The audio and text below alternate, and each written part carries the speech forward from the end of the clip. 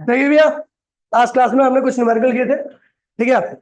उसके बाद आगे कुछ न्यूमेरिकल करने आ रहे हैं और संडे से आपका नया चैप्टर चालू होगा, फ्लूइड मैकेनिक्स, ठीक है। तो ठीक है, सॉलिड न्यूमेरिकल सेकंड,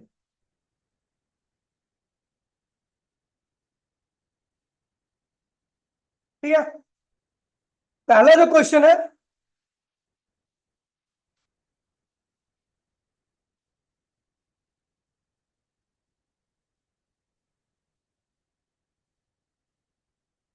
काफी अच्छा क्वेश्चन है, काफी बार रखा है एग्जाम में। कह रहा भैया, चार आइडेंटिकल कॉलम है और चारों आइडेंटिकल कॉलम के ऊपर एक 50,000 किलो का एक लोड रखा गया, स्ट्रक्चर रखा गया। कह रहा है हर पिलर पे इक्वल लोड पड़ रहा है। चार पिलर है, कुल लोड कितना, 50,000 किलो। तो एक पिलर पे कितना पड़ रहा होगा, 12,500 किलो। कितना पड़ रहा होगा? तो कह रहा है कि उस जिस पिलर पे रखे गए हैं, अगर एक पिलर की बात करूं तो उस पिलर का अंदर का जो डायमीटर है, अंदर की रेडियस है, वो 30 सेंटीमीटर है। और जो बाहर की रेडियस है, मतलब खोखला, वो जो बाहर की रेडियस है वो है आपकी 40 सेंटीमीटर। तो कह रहा है बताइए भैया, पिलर के अंदर कितना कंप्रेशनल स्ट्रेन आएगा। कंप्रेशनल स्ट्रेन और लॉन्गिट्यूडनल स्ट्रेन दोनों सेम होते हैं, बस लॉन्गिट्यूडनल स्ट्रेन को इसलिए लॉन्गिट्यूडनल कहते हैं क्योंकि उसमें लेंथ बढ़ती है और कंप्रेशनल स्ट्रेन में लेंथ घटती है, ठीक है।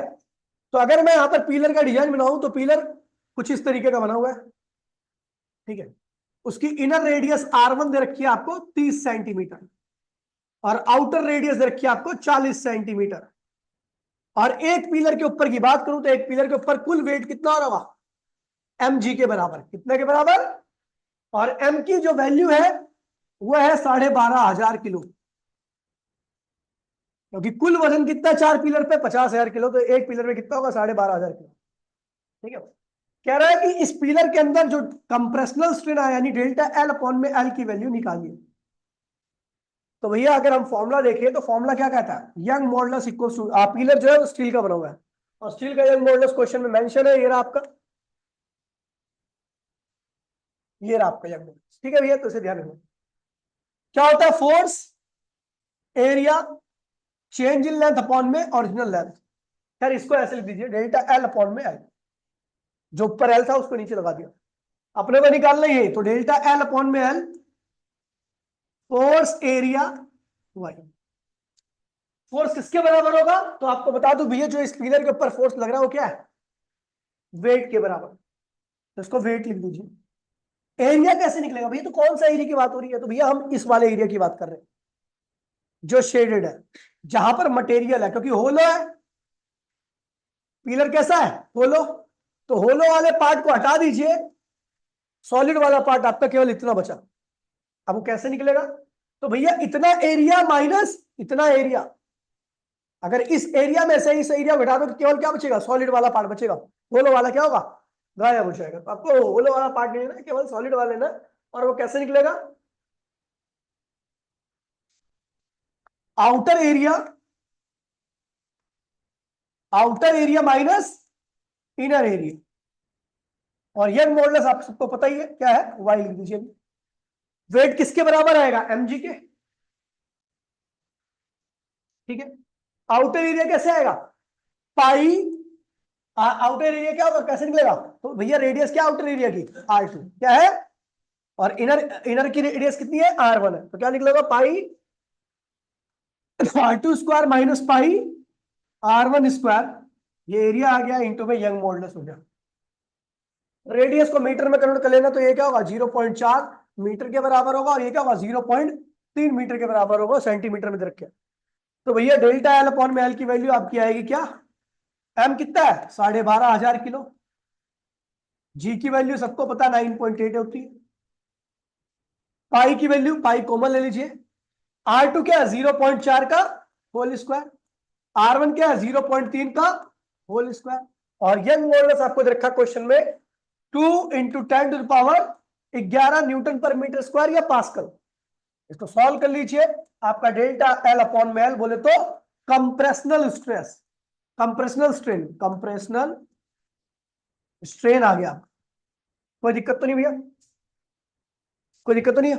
बड़ा आसान क्वेश्चन है, काफी ज्यादा बार रखा है, ठीक है, इसलिए ध्यान से देखना चाहिए। आगे बढ़ते भैया, अगला क्वेश्चन जो है आपका वो ये है,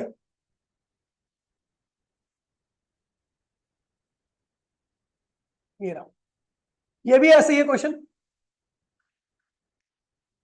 कह रहा piece of copper having the rectangular cross section, देख पी कॉपर है, कॉपर का पीस है, उसका जो क्रॉस सेक्शनल एरिया है वो रेक्टेंगुलर है, मतलब इस शेप का है, इस शेप का है, ठीक है, रेक्टेंगुलर है, ठीक है। अब ठीक है, इसके जो डायमेंशंस रखे हैं इस रेक्टेंगुलर पार्ट के, उसमें लंबाई कितनी है इसकी? 15.2 मिलीमीटर। अच्छा आपको एक बात बताता हूं, अगर आपको सेंटीमीटर में लेंथ दे रखी है और मीटर में कन्वर्ट करना, 10 की पावर -2 से मल्टीप्लाई करो तो क्या होगा? मीटर में कन्वर्ट हो जाएगा। सेंटीमीटर में लेंथ है, 10 की पावर -2 से मल्टीप्लाई करो तो मीटर में कन्वर्ट हो जाएगा। मिलीमीटर में लेंथ है तो 10 की पावर -3 से मल्टीप्लाई कर दो तो क्या हुआ? ये मीटर में कन्वर्ट हो गया। इसे कहते हैं लेंथ कन्वर्जन, लेंथ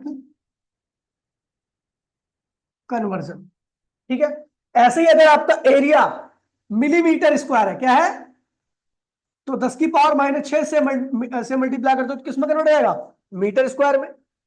और एरिया अगर आपका सेंटीमीटर स्क्वायर है तो 10 की पावर -4 से मल्टीप्लाई कर दो क्या होगा? वो मीटर स्क्वायर में कन्वर्ट हो जाएगा। ये एरिया कन्वर्जन है, एरिया कन्वर्जन, ध्यान रखना इसको, ठीक है, काम आता है। कह रहे हैं ये जो रेक्टेंगल है, रेक्टेंगुलर पार्ट है, उसकी जो लंबाई दे रखी है आपको 15.2 मिलीमीटर, जो चौड़ाई दे रखी है वो आपकी कितनी है? 19.1 मिलीमीटर, ठीक है। और इसको खींचा जा रहा है, इस पार्ट को कितने फोर्स से खींचा जा रहा है? 44,500 न्यूटन फोर्स से खींचा जा रहा है, ठीक है। प्रोड्यूसिंग द इलास्टिक डिफॉर्मेशन, कह रहा है भैया इस वर्ड का मतलब समझिए, इलास्टिक डिफॉर्मेशन का मतलब होता है कि इस फोर्स के लगाने पर जो चेंज आएगा, ठीक है, वो रिकवर करने लायक है, मतलब मटेरियल अपने आप को रिकवर कर सकता है, ठीक है। तो कैलकुलेट द रिजल्टिंग स्ट्रेन, आपको रिजल्टिंग स्ट्रेन निकालना है, यानी डेल्टा एल अपॉन में एल। खींच रहे हो तो यहाँ पे लंबाई बढ़ेगी, लंबाई बढ़ेगी तो लॉन्गिट्यूडनल स्ट्रेन आएगा, यानी डेल्टा एल अपॉन में एल निकालना है अपने को, ठीक है भैया। चलो देखते हैं। तो यंग मॉडुलस क्या होता है? फोर्स अपॉन में एरिया, डेल्टा एल अपॉन में एल होता है, अपने को ये निकालना पूरा स्ट्रेन। तो डेल्टा एल अपॉन में एल क्या होगा? फोर्स एरिया इंटू में यंग मॉडुलस। फोर्स क्या बेटा? 44,500 न्यूटन। एरिया कैसे निकलेगा? तो लंबाई दे रखी है, चौड़ाई दे रखी है, लेकिन जब आप मल्टीप्लाई करोगे इनको तो मिलीमीटर स्क्वायर आएगा, क्या आएगा? और आपको चाहिए मीटर स्क्वायर में, तो आपको पता है मिलीमीटर स्क्वायर को अगर मीटर स्क्वायर में कन्वर्ट करना तो इससे किससे मल्टीप्लाई करो? 10 की पावर -6 से। तो 15 गुणे में 2, रेक्टेंगल है ना, रेक्टेंगल का होता है लंबाई गुणे में चौड़ाई, चौड़ाई क्या? 19.1, लेकिन ये आएगा मिलीमीटर स्क्वायर में, तो उसको मल्टीप्लाई कर दो किससे? 10 की पावर -6 से, तो किसमें कन्वर्ट हो गया? मीटर स्क्वायर में। आपका एरिया पता लग गया। यंग मॉडुलस क्या है भैया? ये आपका कॉपर है ना, कॉपर का यंग मॉडुलस होता है 1.2 इंटू 10 की पावर 11, आपको दिया रहेगा, आप इसको सॉल्व करोगे, आपका डेल्टा एल अपॉन में एल की वैल्यू आ जाएगी। कोई दिक्कत तो नहीं है? आसान क्वेश्चन है ये भी, ठीक है। यंग मॉडुलस आपको नहीं दिया होगा, ऐसा ऐसा तो आपको पता नहीं, रट नहीं पाओगे ना, तो आपको क्वेश्चन में मेंशन होगा कि इसका यंग मॉडुलस इतना होता है। अगला क्वेश्चन देखिए, संडे से बता रहा हूँ नया चैप्टर चालू हो रहा है, आपको कोई यार दोस्त उसको एडवाइस कर देना भैया, इधर उधर मत भटको, बाद में आना पड़ेगा। देखिए भैया,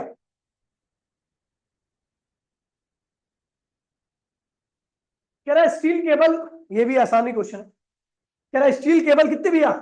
रेडियस क्या है? 1.5 सेंटीमीटर है, तो मीटर में कन्वर्ट कर लो, 1.5 गुणा 10 की पावर -2 मीटर होगी रेडियस। कोई दिक्कत तो नहीं है? यहां से एरिया निकाल लोगे आप, पाई आर स्क्वायर, पाई आर की वैल्यू क्या? 1.5 इंटू 10 की पावर -2 का होल स्क्वायर, ये एरिया आ गया। बोला हाँ, आ गया, एरिया आ गया। कह रहे हैं चेयर लिफ्ट, मतलब वो आपने देखा वो क्या पहाड़ियों पर एक केबल लटकी होती है, केबल पे चेयर लगी होती है, बंदे उस पे आते हैं एक जगह से दूसरी, हम वही है। कह रहा है कि ये केबल जो झेल सकती है मैक्सिमम कितना लोड झेल सकती है? स्ट्रेस मैक्सिमम स्ट्रेस किसके बराबर है? 10 की power 8 Newton per metre square के बराबर है। तो कह रहा है भैया what is the maximum load, तो भैया केवल कितना लोड यानी कितना फोर्स झेल सकती है ये बताइए, मैक्सिमम निकालना है।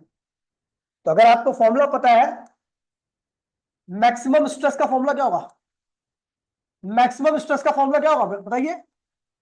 मैक्सिमम स्ट्रेस का फॉर्मूला होगा मैक्सिमम फोर्स बोले तो लोड डिवाइड बाय एरिया। आपको यही तो निकालना है, क्रॉस मल्टीप्लिकेशन कर दो। मैक्सिमम फोर्स, देखिए ये मैक्सिमम होगा तो ये भी मैक्सिमम होगा, ये मिनिमम होगा तो ये भी क्या होगा? मिनिमम होगा। ठीक है, तो मैक्सिमम फोर्स यानी लोड आप निकाल रहे हो, तो लोड क्या होगा? स्ट्रेस, कौन सा स्ट्रेस? मैक्सिमम इनटू में एरिया। मैक्सिमम स्ट्रेस कितना रखा है? 10 की पावर 8। और मैक्सिमम एरिया कैसे निकलेगा भैया? तो आपको बता दूं, एरिया देखा है, ये देखा, ये देखो, तो यहां से आपने एरिया निकाल रखा है पाई 1.5 इंटू 10⁻⁻² का होल स्क्वायर। सॉल्व कर लीजिए, आपका इतना न्यूटन मैक्सिमम लोड आएगा। ठीक है, आगे बढ़ो, किसी को दिक्कत तो नहीं है?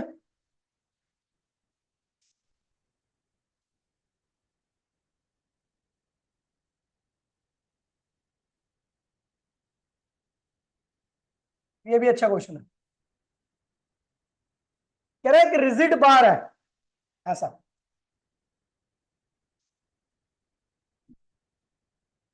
इसका मास क्या? 15 किलोग्राम, तो वेट क्या होगा? 150 न्यूटन। क्या होगा? 150 न्यूटन। समझ गए? ये इसके थ्रू तीन वायर लगे हुए हैं, इसको सपोर्ट करने के लिए, लटकाने के लिए 3 वायर का इस्तेमाल किया गया। एक वायर ये रहा, एक वायर ये रहा, और दूसरा वायर ये रहा बीच में।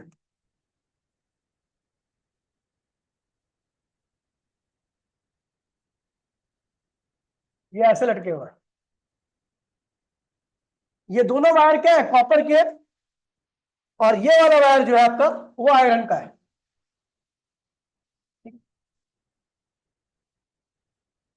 आयरन का, ठीक है। तो कह रहा है भैया ये दोनों कॉपर वाले किनारे किनारे में लगे हुए हैं और आयरन वाला बीच में लगा हुआ है। ठीक है, अब कह रहा है इसकी लंबाई रस्सी की तीनों वायर की लंबाई क्या है? 2 मीटर है। ठीक है, तीनों वायर की लंबाई क्या है? 2 मीटर है। अच्छा, ऊपर वाला एंड भी रिजिड है, नीचे वाला एंड भी क्या है? आपको बदबू नहीं आ रही पेट्रोल वेट्रोल की? आ रही है? देख के भाई बाहर किसी पेट्रोल तो निकल रहा है, बाइक वाइक गिर गई हो।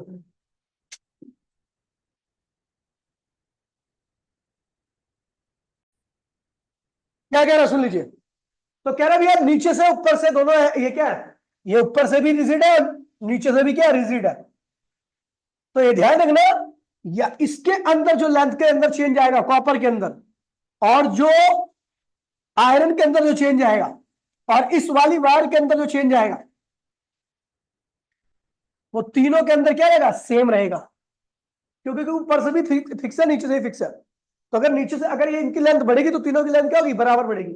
तो ये ध्यान रखना, ये तीनों बराबर, तो हमने लिख दिया डेल्टा एलसी बराबर। अच्छा, इन दोनों के अंदर तो बराबर ही होगा क्योंकि दोनों कॉपर के और दोनों एंड एंड पर है, तो दोनों के अंदर बराबर। लेकिन आपको बता दूं, क्योंकि ये भैया फिक्स है, ये तीनों एंड क्या है? फिक्स है, यहां से भी यहां से भी। तीनों के अंदर जो लेंथ में चेंज आएगा नहीं, डेल्टा एल, डेल्टा एल की वैल्यू तीनों के लिए क्या होगी? सेम रहेगी। ठीक है,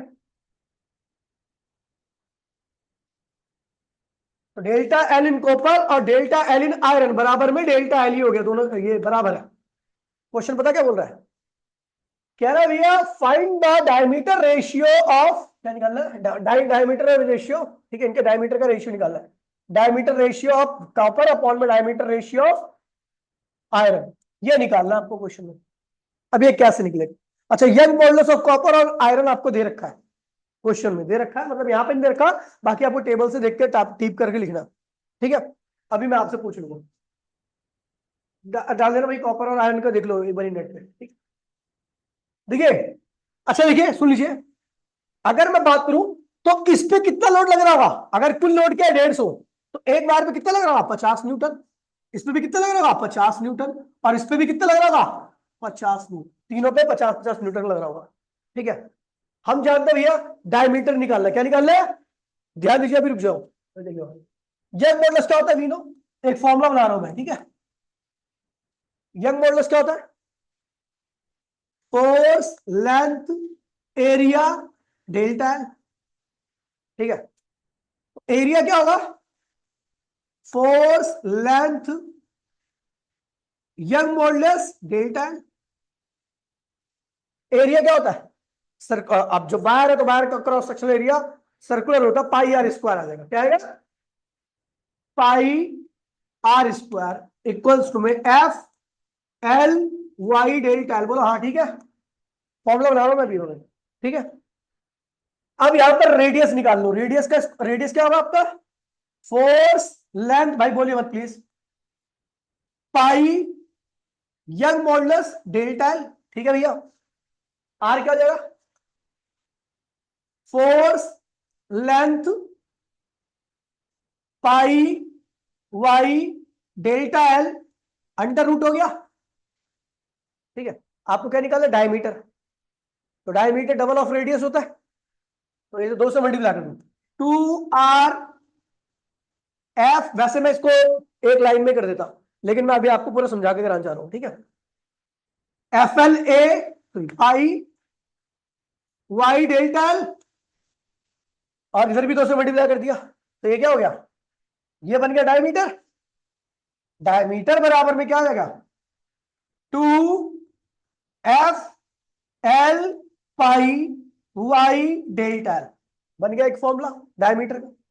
यहां पे डाल दो वैल्यू, तो भैया डायमीटर ऑफ कॉपर अपॉन में डायमीटर ऑफ आयरन बराबर में क्या होगा, 2 under root force on copper, बोलो हाँ, लेंथ ऑफ कॉपर, बोलो हाँ, पाई तो कांस्टेंट है, Young modulus of copper delta L of copper, upon में क्या होगा, आयरन का लिखो, 2 force on iron length of iron pi Young modulus of iron delta L in iron, बोलो हाँ। बन गया फॉर्मूला। खैर हमें एक बात बता दूं आपको, जो डायमीटर का रेशियो रेडियस का रेशियो होता है वही डायमीटर का रेशियो होता है, लेकिन अभी आपका क्या हो गया, तो इसलिए मैंने डायमीटर में कन्वर्ट किया, वरना ये 2 से 2 तो वैसे ही कैंसिल हो गया, ठीक है, समझ गए। अभी देखिए फोर्स ऑन कॉपर कितना है बताओ, 50 न्यूटन, क्या लग रहा है, लेंथ ऑफ कॉपर 2 मीटर, बस 2.5 मीटर, सॉरी गाली दिवा दी तूने हम भाई। पाई यंग मॉडुलस ऑफ कॉपर आपको गिवन है, delta of L of copper आपको डेल्टा एल ले रखा है, तो ऊपर नीचे से कैंसिल होगा, दोनों में सेम है, ऊपर नीचे सेम आएगा, सबकी सबकी वैल्यू पता है, तो भैया रेशियो अपने निकाल लिया हमने, आ गया रेशियो। बहुत प्यारा क्वेश्चन है ये, पिछले ही साल आया था, पिछले साल, ठीक है। आपको किन्हीं इसकी और इसका रेशियो निकालना है, या तो आप इसको और इसको ले लो, या आप इसको और इसको ले लो, ठीक है। तो मतलब एक कॉपर को तो लाना ही पड़ेगा, बहुत बढ़िया क्वेश्चन है ये। चलो आगे बढ़ते हैं। कौन है बच्चा, एक थोड़ा संगीता, अगला क्वेश्चन देखिए।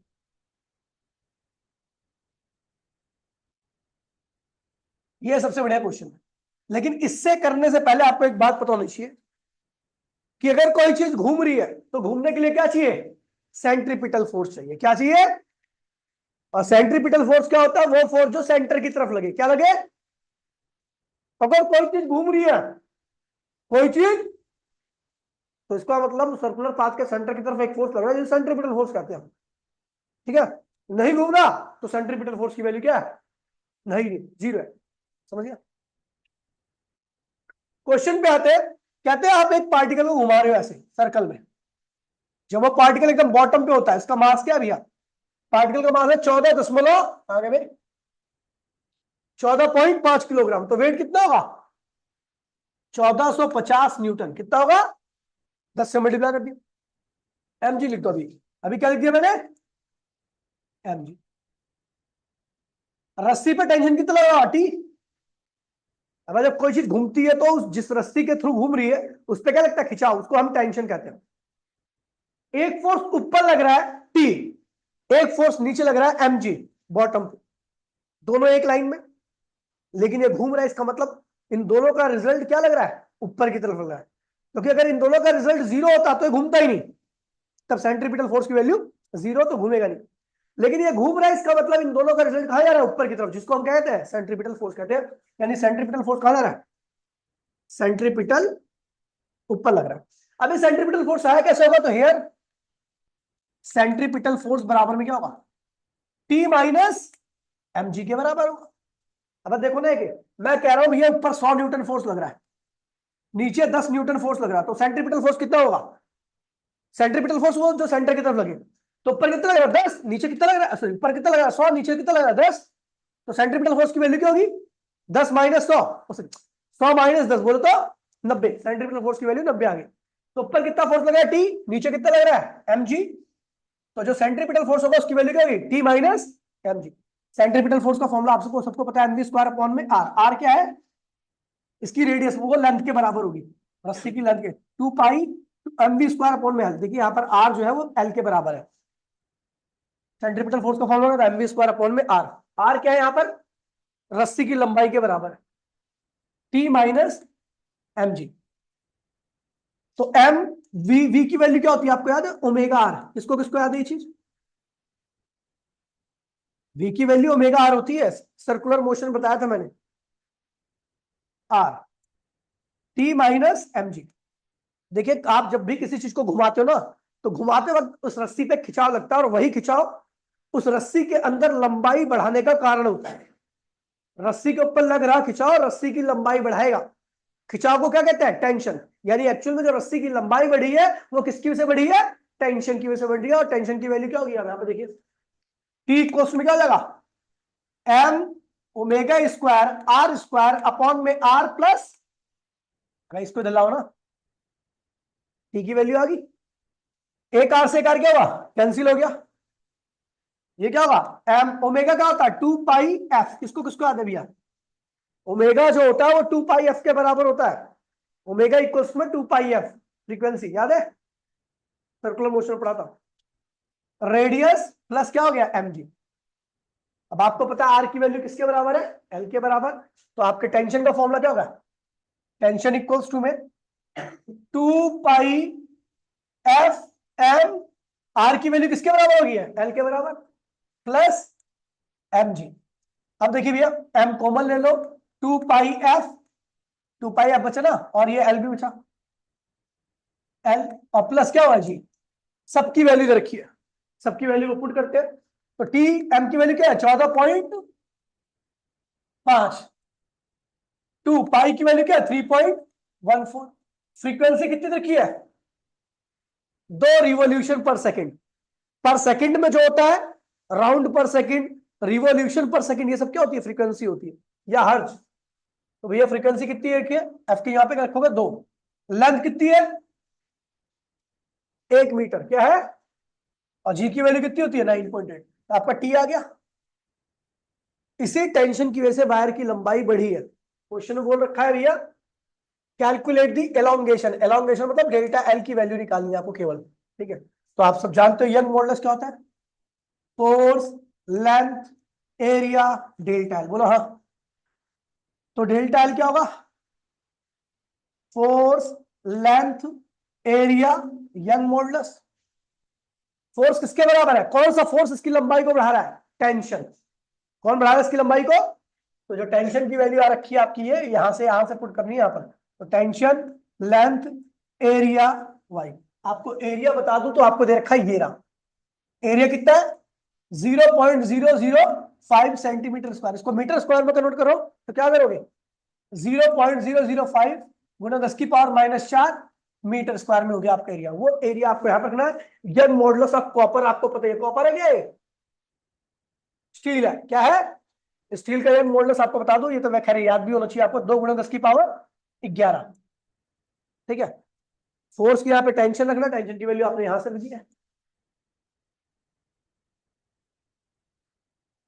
लेंथ 1 मीटर रखा, एरिया आपको पता ही है रहा, ठीक है।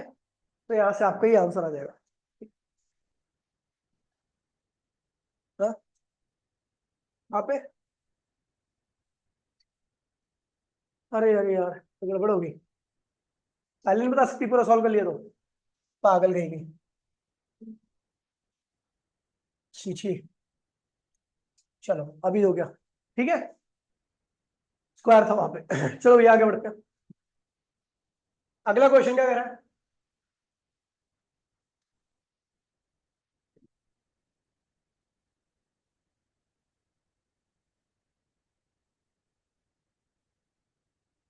ये वाला क्वेश्चन मैंने उस दिन कराया था आपको कि what is the density of ocean water, ठीक है, where the pressure is 80 ATM. Pressure क्या है नीचे?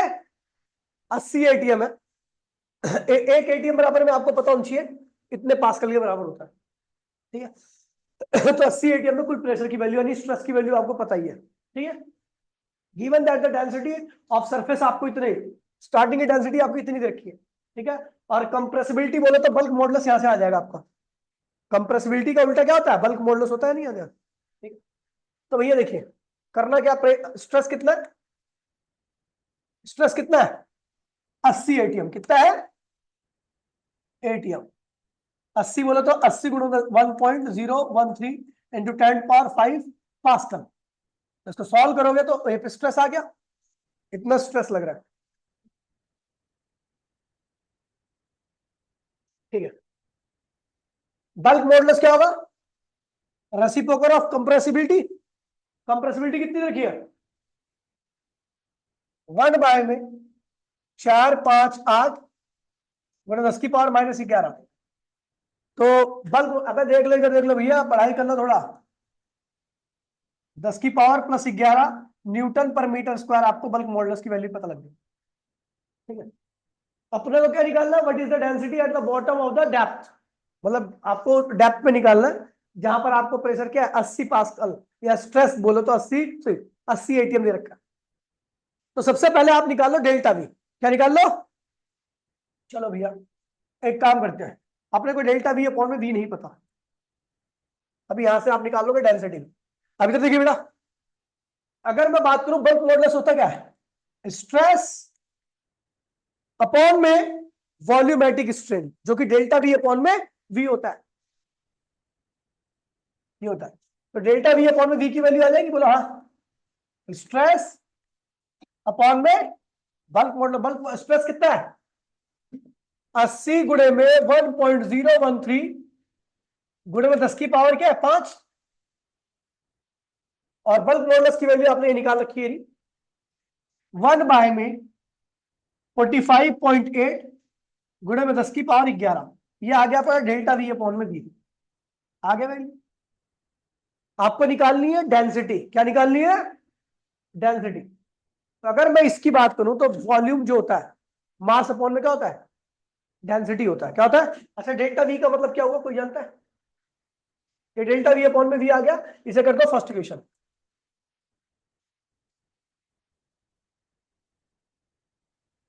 भाई थोड़ी बहुत कंसंट्रेशन आपको क्वेश्चन आसानी से समझने में मदद कर देगी, बस थोड़ी सी कंसंट्रेशन ला के रखना, ठीक है। ये हिंदी तो पढ़ नहीं रहे, थोड़ा बहुत तो दिमाग लगाना ही पड़ेगा आपको, ठीक है। डायरेक्ट कोई चीज नहीं होती यहाँ पर, ठीक है। We know delta V upon में वी क्या होता है? Final volume. डेल्टा वी का मतलब है चेंज इन वॉल्यूम, जो कि क्या होता है? फाइनल वॉल्यूम माइनस अपॉन में इनिशियल वॉल्यूम, ठीक है। अगर मैं इसकी बात करूं तो फाइनल वॉल्यूम किसके बराबर होगा? मास अपॉन में फाइनल डेंसिटी, ठीक है, माइनस मास अपॉन में इनिशियल डेंसिटी अपॉन में मास अपॉन में इनिशियल डेंसिटी। मास ऊपर का कॉमन लो, नीचे का कॉमन लो, कैंसिल हो जाएगा। क्या आएगा? मास ऊपर कॉमन लिया तो यहां पे क्या बचेगा? Final density initial density 1 by में इनिशियल डेंसिटी, मास कॉमन ले कैंसिल कर दिया। अगर मैं इसको देखो तो डेल्टा वी अपॉन में वी की जो वैल्यू आ रही है, इनिशियल डेंसिटी जो कि आपको ऊपर दिया हुआ है, ये सरफेस में जो डेंसिटी है वो दे रखी है आपको, ठीक है। यहां पे कर रहे हैं इनिशियल डेंसिटी, फाइनल डेंसिटी क्या होगा नीचे? फाइनल इनिशियल, और नीचे क्या होगा? 1 बाय में इनिशियल। इसको आगे करोगे तो क्या होगा? इनिशियल ऊपर चले जाएगा, ऊपर चले जाएगा ना। तो initial initial final final initial. आपको फर्स्ट इक्वेशन से डेल्टा वी अपॉन में वी की वैल्यू पता थी, पता लगी है। अब उस डेल्टा वी अपॉन में वी की वैल्यू यहां रख दीजिए, रख दिया from first equation. Initial density पता है, बोला हाँ ये रही। इनिशियल डेंसिटी यहां पे लिखनी है, यहां पे रखनी है, यहां पे रखनी है। आपको एटलीस्ट क्या है भैया, फाइनल डेंसिटी यहां से पता लग जाएगी, समझ गया, जहां पर एससी एटीएम पे प्रेशर है। तो फ्रॉम ये second equation, from from first and second equation से हमें फाइनल डेंसिटी की वैल्यू निकल जाएगी। समझ गए भैया, ये बहुत अच्छा क्वेश्चन है, ये शायद मैं दूसरी बार करा रहा हूँ, कराया मैंने इससे पहले भी। अरे कर दियो कैंसिल यार, वो तो कहेगा ले कड़ी कुछ हो जा, और काटू ले, वैसे मैं काटता नहीं हूं, ले काट रहा हूं। इनिशियल फाइनल और दिस अपॉन में दिस क्या होगा 1, और आसान कर दिया तेरा, कुछ हो गई, ये होगी सेकंड इक्वेशन। अब ले पूरा ही कर देते, इनिशियल फाइनल -1 बराबर में किसके बराबर होगा, डेल्टा वी अपॉन में वी। बेटा आप सब कुछ पता है, इनिशियल डेंसिटी पता है, बोलो हाँ। फाइनल डेंसिटी निकाली, डेल्टा वी अपॉन वी की वैल्यू फर्स्ट इक्वेशन से पता लग गई है, हो गया, समझ गया। अगला क्वेश्चन देखिए,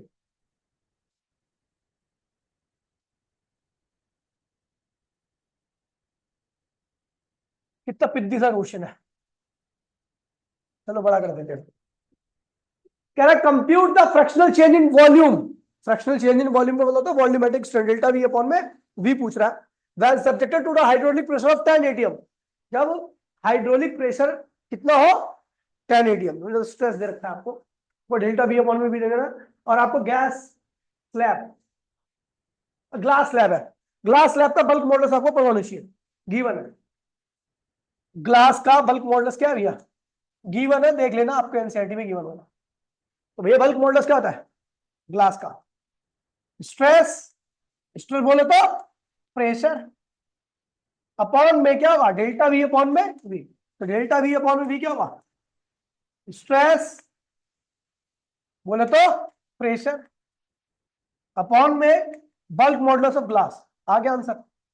स्ट्रेस दे रखा है आपको 80 एटीएम, तो 80 सॉरी 10 एटीएम 1.01 इंटू 10⁵ पास्कल हो गया, और ग्लास का कितना होता है पता नहीं कितना होता है, देख लीजिएगा एनसीईआरटी से, एनसीईआरटी में दिया है, आ गया, ठीक है।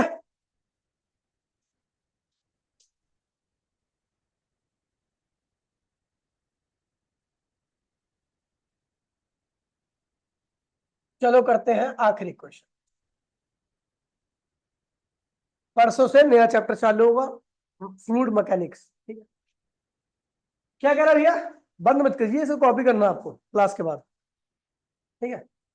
कह रहे determine the volume construction, delta we निकालना वो of a solid copper cube, ठीक है, साइड रखिए 10 सेंटीमीटर, और द एज एक किसी एक साइड रखी, well subjected to hydraulic pressure कितना रखा है, तो भैया स्ट्रेस कितना रखा है, स्ट्रेस बोले तो प्रेशर 7 × 10⁻⁶ पास्कल।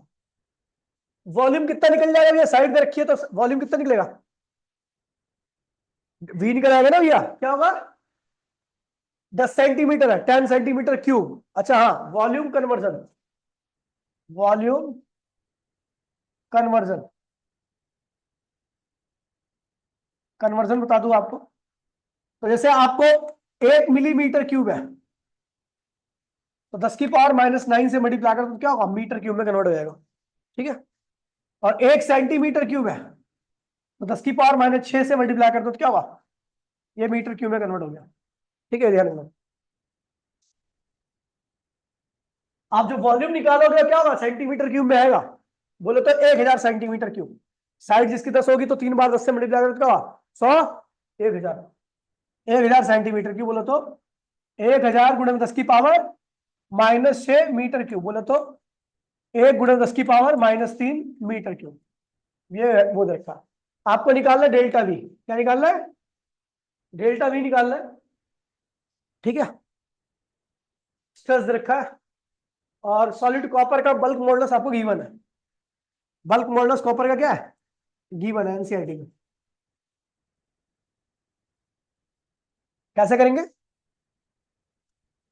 तो bulk modulus of copper equals to में फोर्स अपॉन में एरिया। अच्छा वो तो करना ही नहीं है, प्रेशर रखा ना, स्ट्रेस, स्ट्रेस अपॉन में डेल्टा पी अपॉन में वी। डेल्टा वी पर ले आओ तो स्ट्रेस इंटू में वी अपॉन में डेल्टा वी। डेल्टा वी इधर लाओ, डेल्टा वी इधर ले आओ और इसको इधर ले आओ, तो क्या होगा? डेल्टा वी इक्वल्स टू में स्ट्रेस इंटू में वॉल्यूम अपॉन में bulk modulus of copper. Stress कितना है? 7 × 10⁻⁶। वॉल्यूम कितना रखा है? 10⁻−3।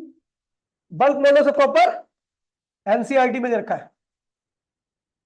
ठीक है भैया, तो वहां से आप देख लोगे डेल्टा वी की वैल्यू आ जाएगी, इतना कंप्रेस हुआ है वो, इतना चेंज हुआ है उसका वॉल्यूम। ठीक है भैया, तो जो एनसीईआरटी के हिसाब से मैक्सिमम क्वेश्चन मैंने सारे करा दिए जो आने चाहिए थे एग्जाम में। और दूसरी बात यह है कि मैं आपको 1-2 दिन में इस चैप्टर का असाइनमेंट दे दूंगा। ठीक है, पीडीएफ दूंगा, आप सब उसको हार्ड प्रिंट में निकलवा लेना। ठीक है, क्योंकि इतने सारे उसमें 10 पेज है एक असाइनमेंट में। सोचो आप निकलवा लोगे तो असाइनमेंट निकल जाएगा, वरना मैं 100 बच्चों के निकालूंगा तो मेरा तो बतेरा खर्चा बढ़ जाएगा। ठीक है, तो मिलते हैं अगली क्लास में। आज के लिए इतना ही। टाटा बाय बाय, जय हिंद जय भारत। कॉपी करके जाओ, टाइम लगने से क्या हुआ? क्या करें घर पे तेरे?